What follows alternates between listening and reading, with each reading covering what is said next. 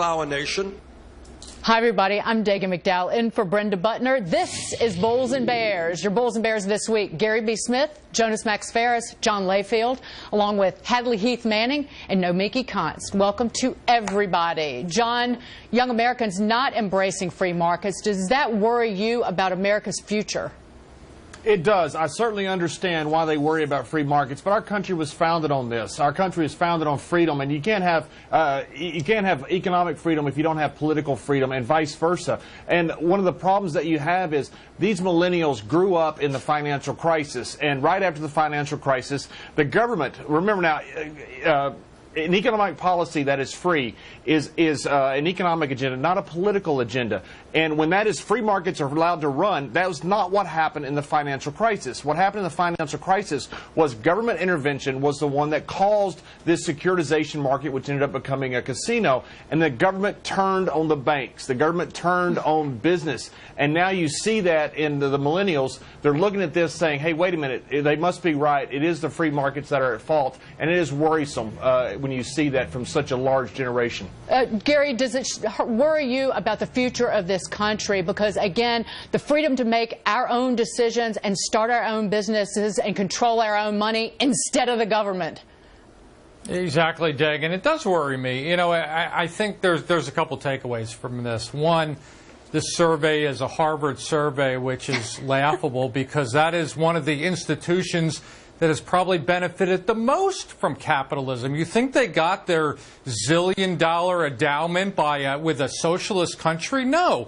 The parents of all those students there made a fortune, and they gave it to Harvard. That's just why, the same reason those kids are in there, because a lot of them went to private schools, had elite educations, because their parents provided for it. John talked about, you know, these students in the survey said, well, you know, the capitalism caused this whole financial crisis, which John explained in nice detail. The other takeaway that I had, Dagan, was you can't reject capitalism. The reason is capitalism is in our DNA. It's for that reason. People want to get ahead. They want to make a lot of money. They want to have big houses. They want to do good things, even if it's not financially. That's the whole point of those Harvard students. They want to get A's rather than C's or D's there. Look, Dagan, the bottom line is there has been no great country, no great empire, no great society that has ever gotten ahead with socialism. Every great country out there that has risen to preeminence has done it on the backs of capitalism. And Nomi, 1/3 of young people in this study support socialism. What are they eating? You have to explain that. Well, as the millennial on this panel, I think I have a few opinions about this one. Listen, it's not about socialism versus capitalism. Actually, that's what this segment's about. So, I'm not a socialist, but I think there's a gray area, and there's a very large gray area here between the 1% of the 1% of the 1% type of capitalism that I think my generation is against versus complete socialism. I mean, what's going on here is you have millennials under the age of 35, like myself, who grew up in this NAFTA free trade era political world that we live in today, where capitalism got out of control. It wasn't about supporting the American markets. It wasn't about supporting American business and the middle class. It's about short-term profits for Wall Street for the 1% of the 1% of the 1%. And all of us that have graduated college come out in debt, complete debt, with expensive housing, a high cost of living. We all have to move to the cities to find jobs, and we just can't keep up. So it's really a question of where are our priorities?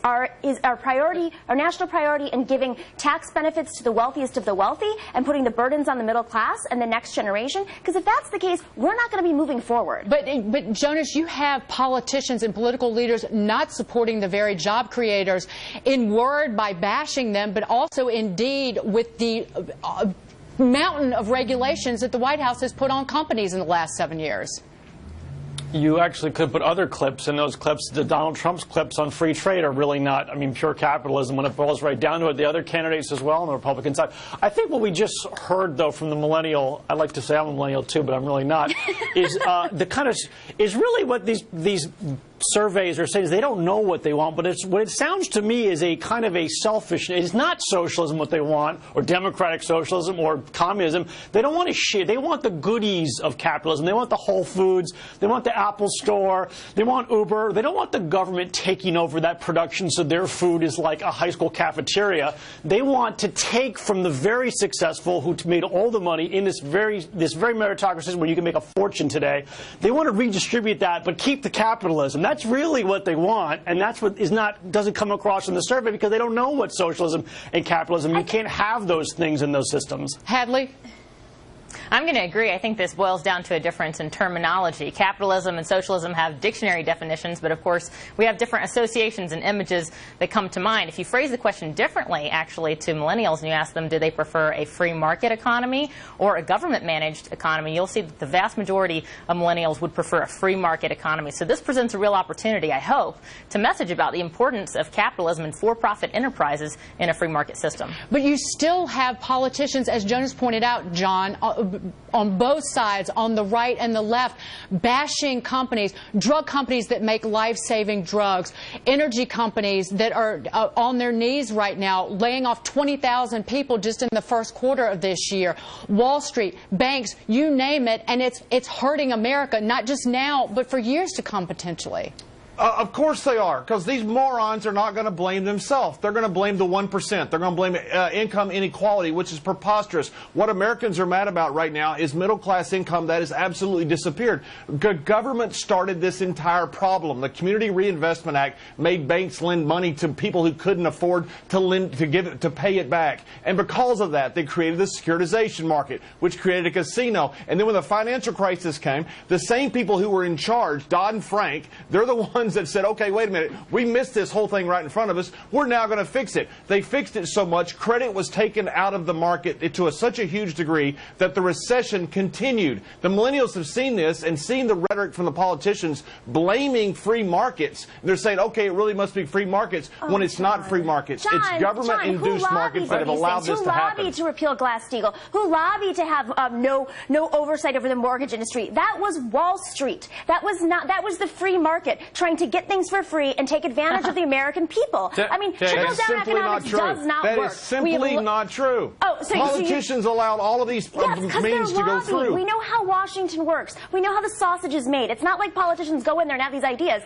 No, they're told to have these ideas by the people who fund their campaigns. But Gary B., if I lobby the government for $1 billion and they give it to me, is that my fault, or is that some moron in Washington, D.C.'s fault for actually giving me $1 billion? Gary B.? Well, look, I want to come, Nomi bashed the top 1% of the 1%. I'll give her an example where she's kind of a hypocrite. I am willing to bet Nomi not only went to a good college, but had great grades at the college. I don't know about that one. And she was probably in the top 1% of the top 1% of her college. Why didn't she give some of her A's back to those less deserving students that got C's and D's so everyone could be happy? No, I bet she went to college. She was probably president of this, president of that, and strived to get ahead at the expense of the other, maybe dumber people there. So she took advantage of a capitalistic setup there to get ahead, do things like be on TV, make a name for herself. But now the people that have done the same thing in the financial world, she's willing to pull them down. It just doesn't make any sense to me. And Jonas, Gary's point is that the freedom of a capitalist society and the kind of markets we have is to reward people who work hard rather than treat everybody equally despite the type of work that they do and their talent.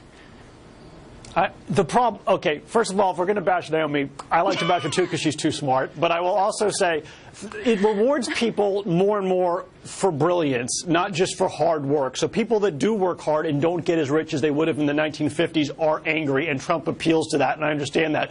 But ultimately, that selfish millennial feeling is they don't really believe in communism. They're not trying to take care of their brothers. They don't want to share and work on the farm and own. They don't want to live in a commune. They don't do that anymore. That is a 60s mentality that is gone. This group wants what we got in this country, but they want someone else to pay for it, and it doesn't make any sense. Like we heard about the student loans. Those are government student loans that they're all indebted with, and the government is shaking them down for the money back. The Wall Street doesn't even do those loans anymore. Final word. I will end it with this. Freedom. Thanks, guys.